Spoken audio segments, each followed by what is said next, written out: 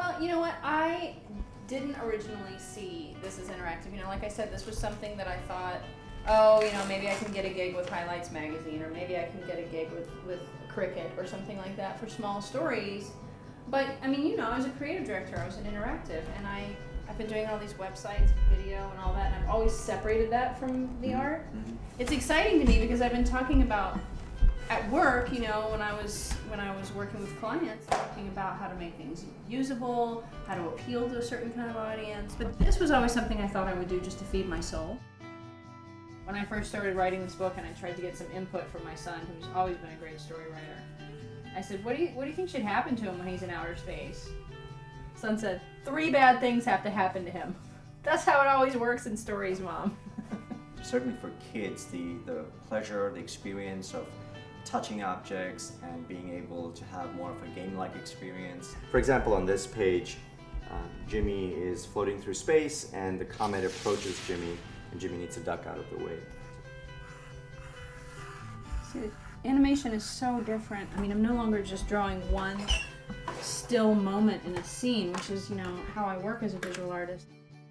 Technology and innovation in technology means that we can make these richly interactive books, and the entire experience of reading is changing as you now interact with the story, you insert yourself in the story, you trigger events in the story, you give Jimmy a twirl and the page advances.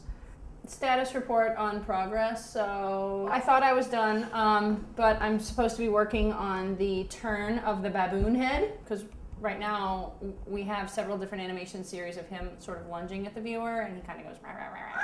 I'm doing the in-between, and what I want to do is the halfway point between these two scenes. So it's fun. It's a puzzle that I'm putting together, basically. Because they're all digital composites, I don't have the luxury of seeing how this looks on its background. You know, this isn't going to be a white background. And so the pink seems really vibrant and alive to me here, but it may not look like this at all once it's in outer space. A number of creative pieces have to come together to make a Demibooks book app, and when Stacey gives us her artwork and her digitized images, that's just the beginning.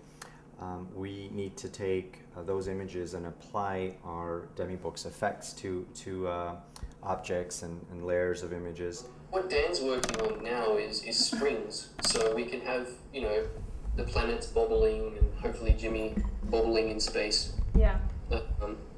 On the later pages. Yeah, I definitely think that's going to add a humorous element, especially when he's looking at the slimy moon. And I mean, these are the little tiny touches that are going to make it so much more fun to interact with.